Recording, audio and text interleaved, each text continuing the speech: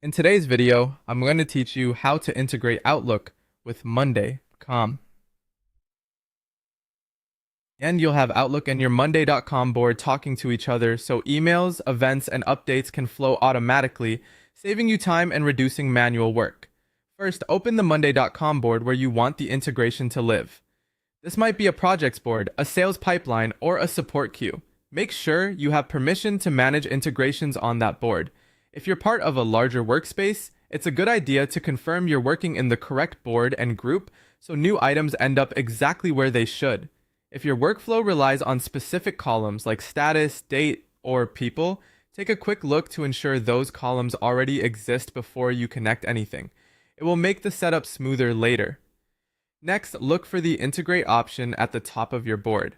Clicking it opens the Integration Center, where you can browse all available apps. If you don't see Integrate, you might need higher permissions or an upgraded plan, so check with your admin. Inside the Integration Center, you'll see a search bar and a list of apps. We'll focus on Outlook, but it helps to glance at what else is available so you know how this integration could play alongside your existing automations.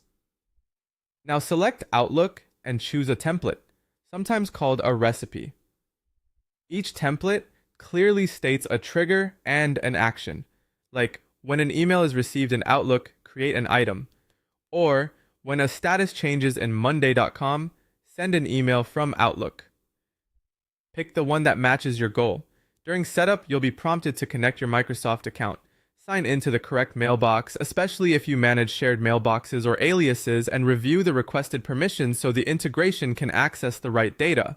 After connecting, customize the template's fields. Map email details such as subject, sender, body, or receive time to the appropriate columns on your board. If you're creating calendar events, map dates, titles, attendees, and descriptions. Use filters to control scope, like only creating items when messages arrive in a specific folder or contain certain keywords. Give your integration a clear name so you can find it later, and make sure it's toggled on.